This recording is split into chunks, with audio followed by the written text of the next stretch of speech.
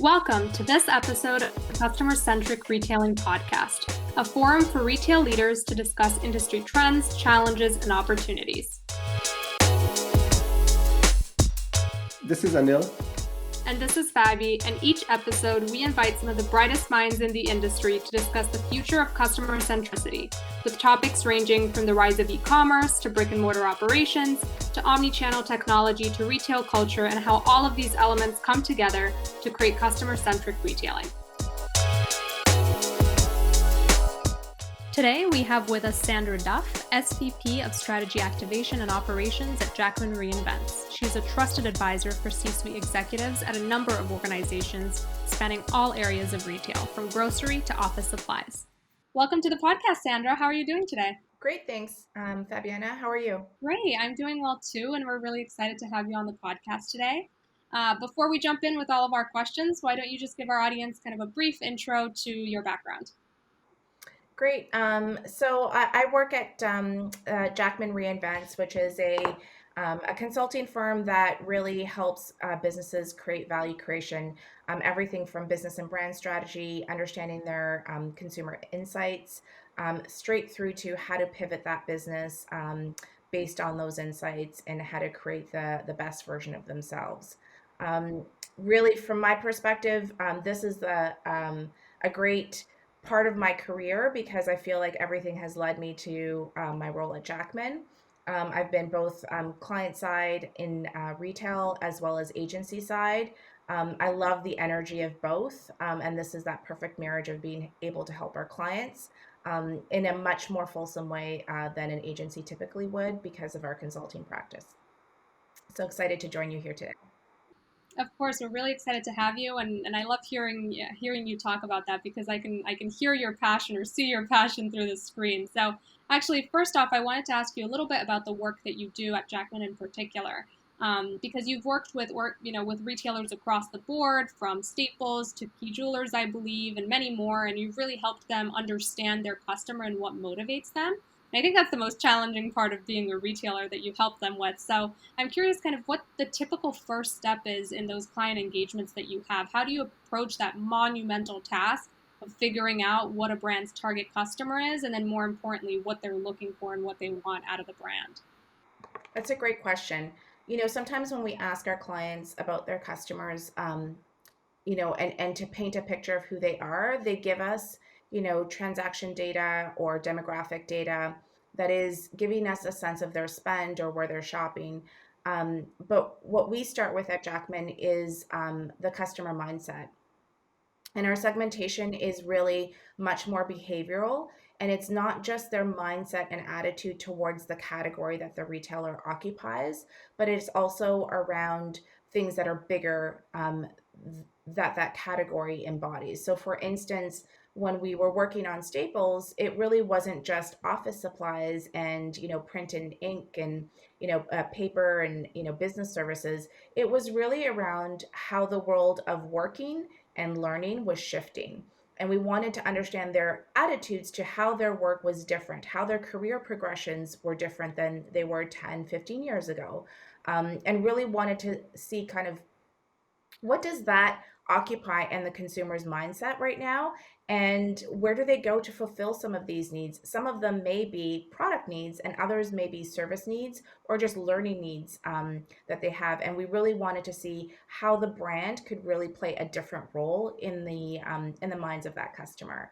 So we really do start at a very big segmentation that really gets underneath that mindset. It also does capture everything that we've talked about: transactions, demographics, where they're spending, what their basket typically looks like. Of course, we use all of that as well to determine what growth areas are there. But for us, it's really that picture of the mindset and that customer target really helps us also fill in for the brand, just with more granularity, who that customer is and how to speak to them. How do we show up, and what's important to them? And that also helps you think about where some growth potential areas might be for the business. So Sandra, this is interesting because particularly in today, when we're talking about that brick and mortar is uh, going through a challenging time, not only because of COVID, but in general because of changing customer expectations. A lot of the utility or transactional business can be easily done digitally.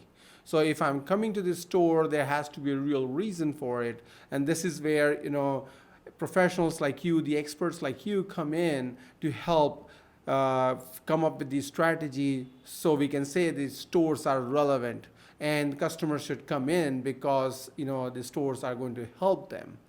Um, what I'm trying to get to is that with the stores changing, what is important is that how do you see that the store associates and how the store should be organized, what the experience should be like. How do you come up with all those things? Because the customers are definitely getting more and more digital, and employees are getting more and more digital, whereas the retailers are mostly still living in the legacy mindset.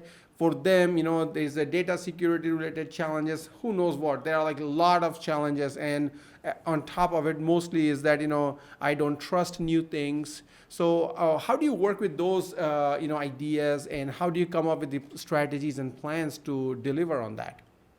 That's a great question. So when we're working with leadership teams, especially in retail, once we've defined who that customer target is, we can understand what we do is we develop a strategy called how we're going to win with that customer. And that's really focused on what are we going to deliver to them, like what's most meaningful, and then how is the brand going to come to life. Those are kind of there's much more detail and robustness that sits underneath that, but at a high level, that's really what we anchor against.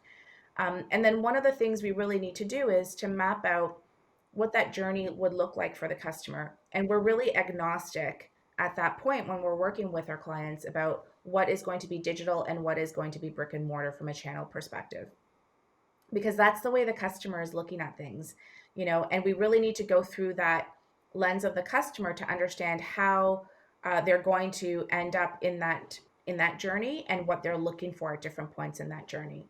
And the biggest challenge for us is that retail organizations are set up in departments and silos. And so, we've been seeing that in the last 5 years that there's a lot more connectivity between a digital experience and a brick and mortar experience. And that some of our clients are further along on this journey and others are not. But really, when you think about the future of retail, it needs to embrace all of those together. So you're seeing roles like the chief customer officer, which is much more than just marketing. It often encompasses e-commerce. But then we need to think about the operations team and the associate teams and how do they deliver that experience. In our view, associates are really a manifestation of the brand. They need to live the brand vision day in and day out.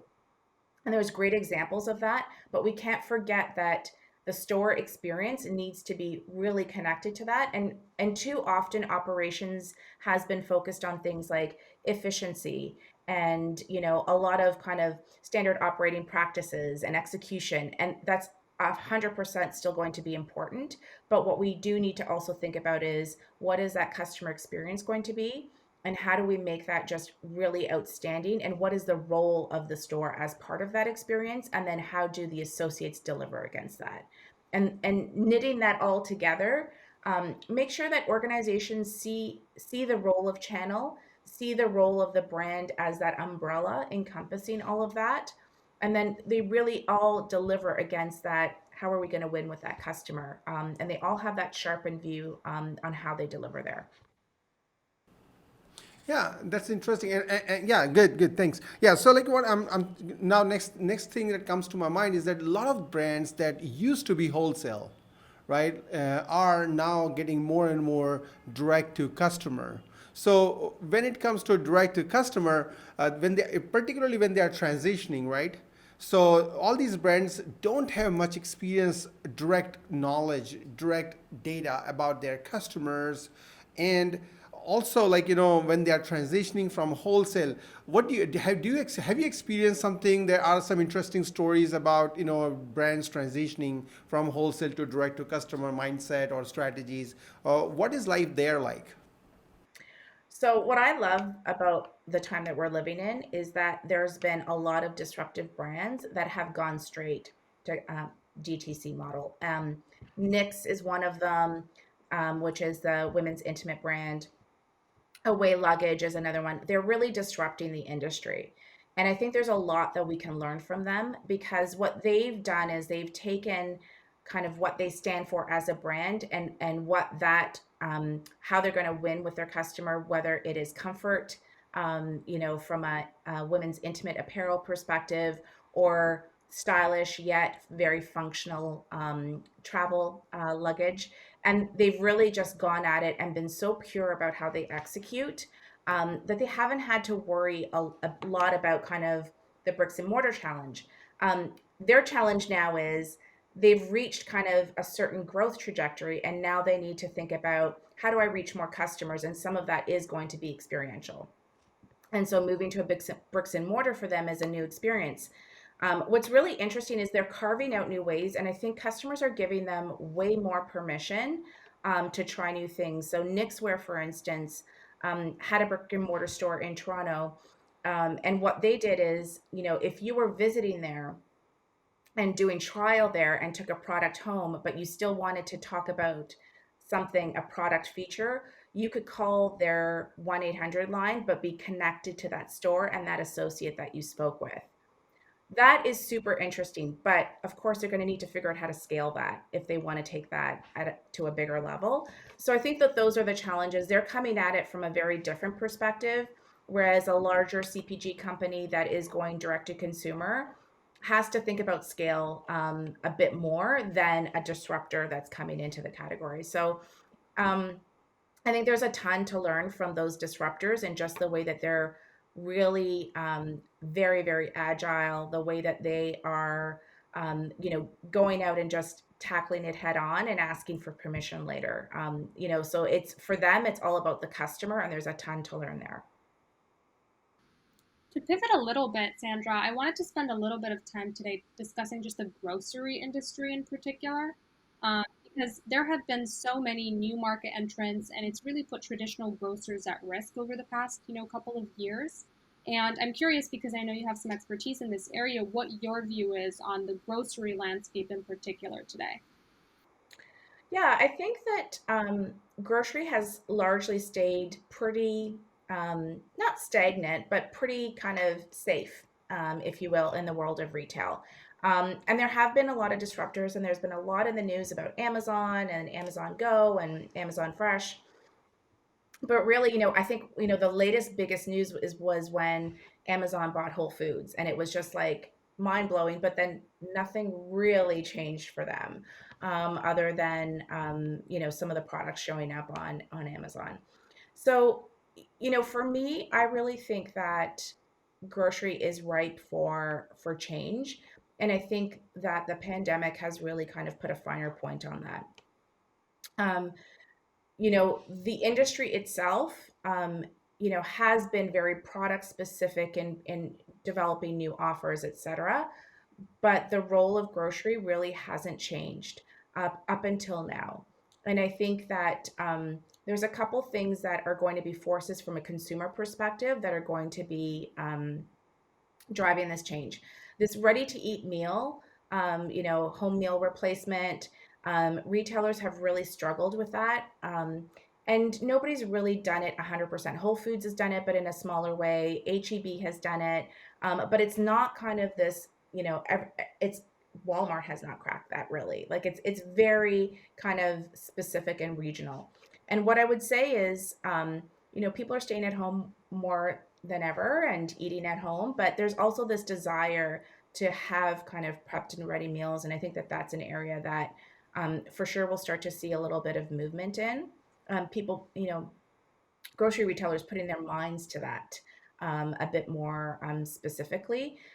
I think the industry also, from a delivery perspective, they've been forced to answer that during the pandemic. They've been forced to think about, how do I do that through Instacart? How do I do click and collect? How do I access customers differently, and how do I deliver and fulfill differently?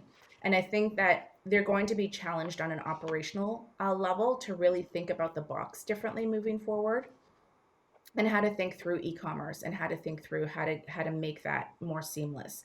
because before now, everything has been very niche, and players have been very limited in kind of their efforts in that area. But we're seeing the growth start to kind of take on more importance in that click and collect model or e-commerce model, and they need to think that through a little bit more. I think the other thing that's really interesting, just kind of from a trend perspective, or change perspective rather, is um, that the leadership from a grocery perspective has largely stayed the same, and it's very, you know, when Walmart disrupted about 20 years ago in grocery, we saw a lot of consolidation.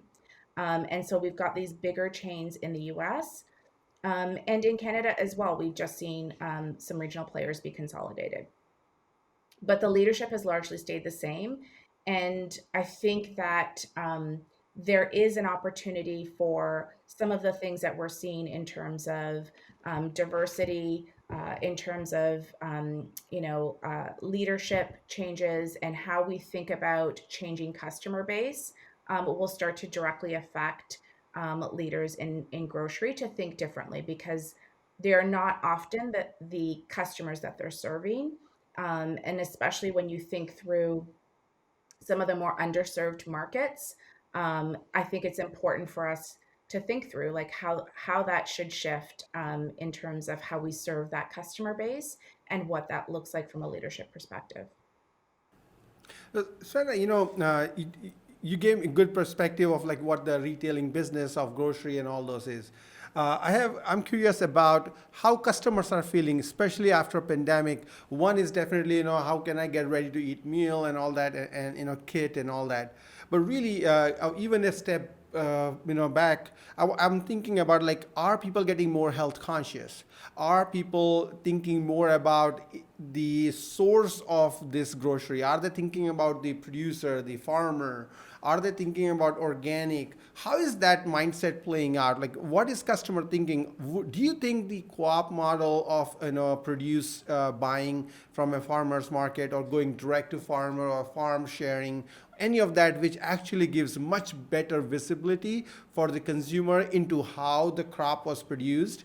What do you think? Are customers going to get even more conscious about what they're eating, and would they take the pain or the effort to go a step further from their regular day-to-day life and go into the meet the farmer, meet the producer, and really see how the food is being produced?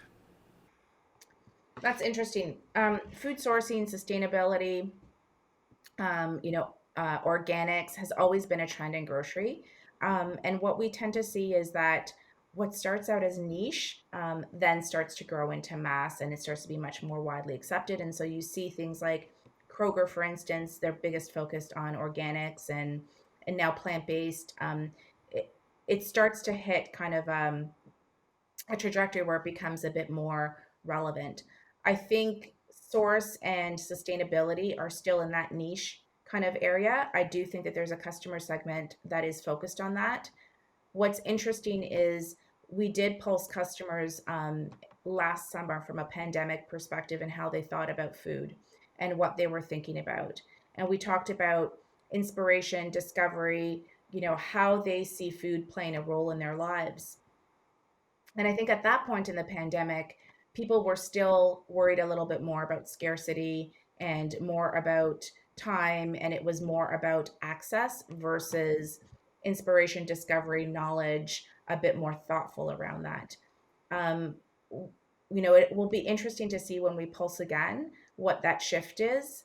My sense is that people have been living under these conditions for a year, and certainly there will still be an element of access that's important to them, but that they may be a bit more growth in that area in terms of where people are thinking through how they're thinking about their health intake, etc. January tends to be that new start. Everybody gets on a new health kick, and we really didn't see as much of that this year from a consumer perspective. We saw the focus still really on budget. We saw the focus still really around access, and so it will be interesting to see now whether or not that corner is starting to that shift is starting to turn. I'm curious, kind of in that same vein. Obviously, two very popular food delivery websites are Uber Eats and Grubhub. And I'm curious what your opinion is on the rise of sites like not Uber Eats and not Grubhub, and how grocers and food vendors can meet that growing demand that I do believe is there from consumers that want local grocery options, even particularly during this pandemic. Everybody was posting on social media about how they want to support local businesses and put money back in small businesses. So I'm curious what your thoughts are on that trend. Yeah, I think that's an exciting trend, and I think similar to what we just talked about, it was really niche before, but now just with the rotating closures and lockdowns, the effects on small business, I think people have really put more thought into how to support. I think grocers need to think through that. One of the grocers in Canada called Loblaws has a meal kit. Their private brand is called President's Choice, and they have President's Choice meal kits that they're doing. And you don't need to shop at a Loblaw store. You can do it all online. But what's interesting is they've partnered with local restaurants.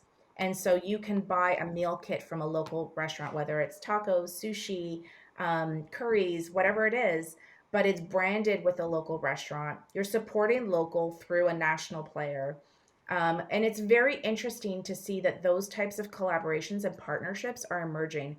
What used to be the discussion in grocery was we need to get a new occasion, and that new occasion is home meal replacement. We need to capture the busy mom on the way home for dinner, and let's give her a rotisserie chicken and a couple of sides that are wedges, etc.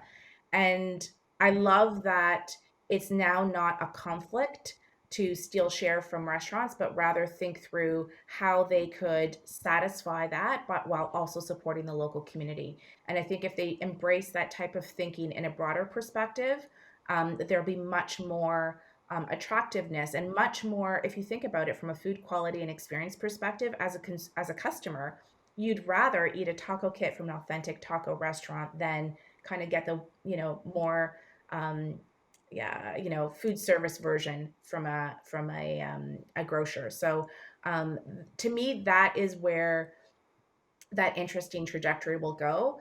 I think local restaurants are also, pivoting as well. They're often offering, their ingredient kits, whether it's flour, yeast, premium olive oil, etc.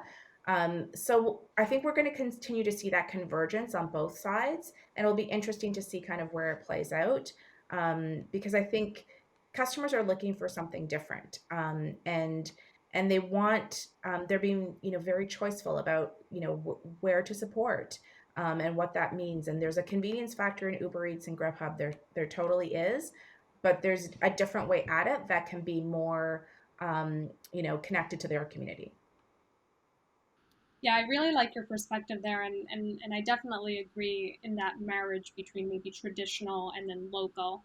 But as you were talking, kind of, and talking about those meal kits, the thing that just kind of popped into my mind that I think has always been an issue, but really an issue over the course of the pandemic, is this kind of plastic tsunami that's happening with so much packaging wastage and also just product wastage in general. And now, environmentally conscious consumers are really eager to kind of reprioritize sustainability, I think. Studies show that 60% of consumers are willing to change their shopping habits to actually reduce environmental impact.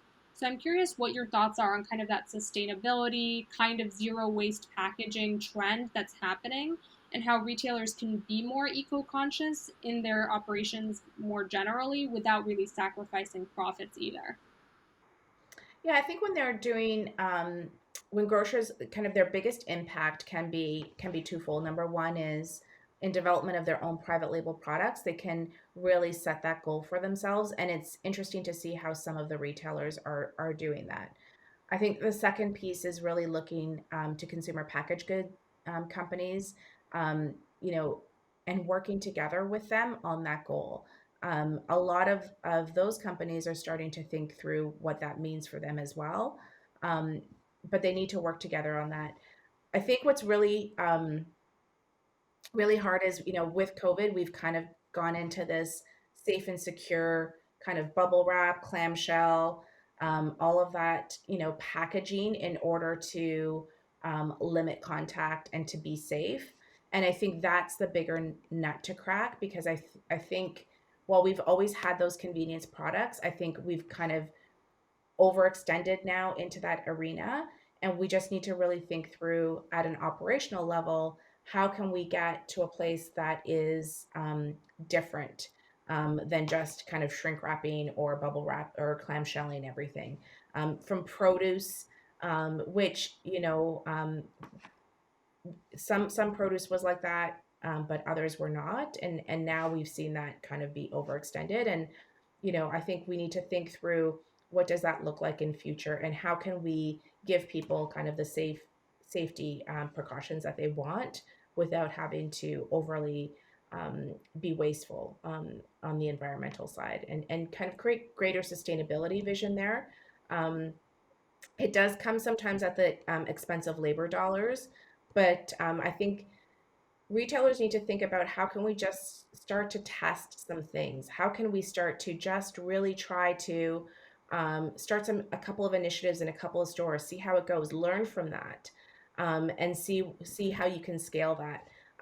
Because it's not going to always be like a big swath solution. You know, changing the packaging at private brand and consumer packaged good is more of a longer term play. But how can we just really get on the shop floor and start to try some things differently, and see how we can get at it? Yeah, I totally agree with you there. I don't think any retailers really need to rip and replace all that they're doing and do something completely different, because I can see how that could be terrifying for any retailer and they would just not want to do it. So, kind of on that topic of sustainability, I'm curious what your opinion is on pre orders as kind of one of those things to test and to see if it helps and how it performs as a means of really gauging interest in particular products. It's a way that you can be more sustainable, right? Because retailers end up not drastically over ordering product because they gauge that interest early. They can see how much interest there is, and then they can kind of decide how much they want to order. And we've seen that help reduce some of the waste. So I'm just curious if you think that's a test worth testing for retailers out there. I think it's also exciting for consumers, like for customers. Like at the end of the day, seeing something that's more limited edition, it gives you a sense of excitement and trial, especially in new product categories, to try something different, and try something new. And those pre-orders, it was interesting. I worked for a grocery chain in Toronto, a local regional chain, and we used to do a pre-order of extra virgin olive oil, the first pressing from Italy. And so you had to register and to receive it. And, it really did create excitement. But it also gives you a sense of, do customers want this product? What is the sales trajectory going to be? And to your point, you're not investing and then having to offload all of this product later. And I think it gives retailers something new and exciting to talk about. And if they think this through at a kind of a grander scale, they can think about how to continue to put that on the calendar for them, and to continue to do that on an ongoing basis versus a one-off basis. It's just a different way of introducing newness in some categories, and also, just to your point, being sustainable and doing good.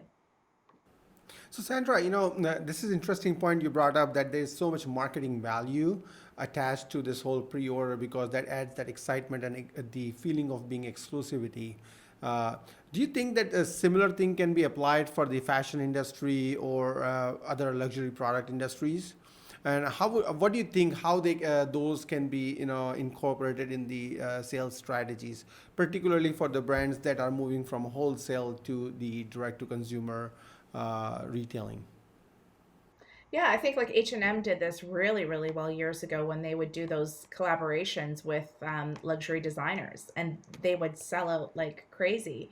So yeah, I do think the apparel industry is going through a big change. There's been a big decline in spend for them overall, and people are thinking differently about their wardrobes, and how they put themselves together. And I've seen more than one Instagram influencer talk about being more mindful or thoughtful about, editing their wardrobe or what they're adding to it. And so I think, going back to capsules, which was very much kind of a fashion rhythm before, and there was excitement there. I think we've gotten really out of that rhythm with respect to fast fashion and how we have, become almost trained to expect a weekly drop. Apparel just needs to be a bit more thoughtful of that moving forward and what is the right sequence. And I know early in the pandemic, we also saw, in the kind of more luxury apparel industry, a call to arms. I think there was a petition put out to also change the seasonality because as customers, we've become really accustomed to seeing holiday drop in October. And that really creates a strain because then you have to discount everything. And really, thinking about what does that seasonal sequence need to look like, how to be more capsule oriented, how to create newness and not overwhelm and kind of have these long drawn out seasons, I think is going to be something that that industry in particular will need to think through over the next year to come.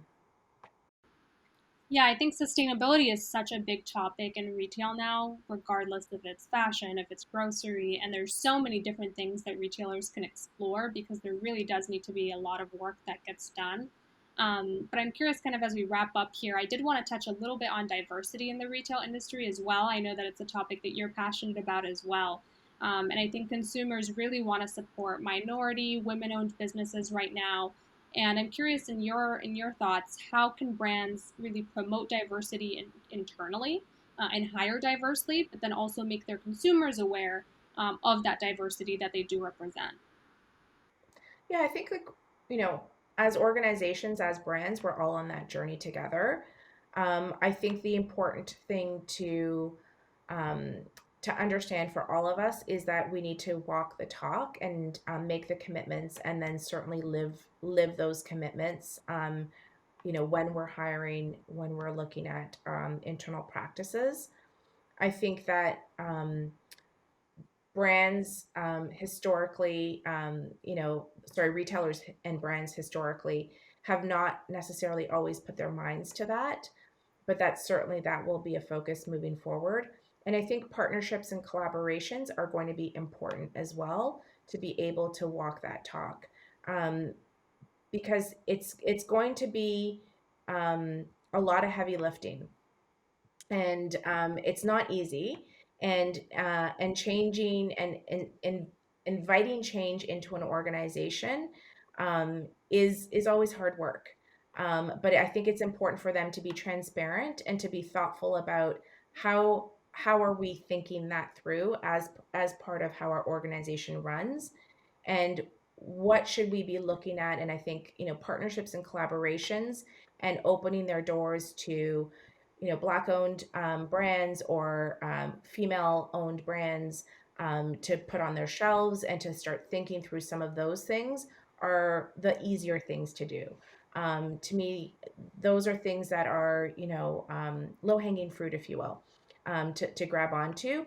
But the bigger change also has to come with how do we make sure that we are growing diversity within our ranks? How do we make sure that we are representative of the customers that we serve? And how do we make sure that we have a diverse perspective within our business so we can answer our customers really well? Yeah, I like what you said there about it being hard work because I think everything that we've talked about on this podcast is hard work. Sustainability is hard work, diversity is hard work, combining online and in store is hard work. All of these are difficult things to do, and I think so many people shy away from difficult things because they are difficult, and it's easier to do what you have been doing. But I think in the retail space in particular, it's so important to keep doing the difficult thing, and so we really appreciate your insight and kind of your advice for retailers on a couple of those different topic areas for retailers. And I think we can leave it there. And it's been such a pleasure having you on. And I was thinking just to wrap up, if you could tell our audience what they can look forward to from you and from Jackson as well. Jackman. Great. Yeah, no, from my perspective, I'm really excited about the next year ahead. There is a lot of change to come, and we're seeing that with some of our clients that we're working with now. We're working through some big challenges.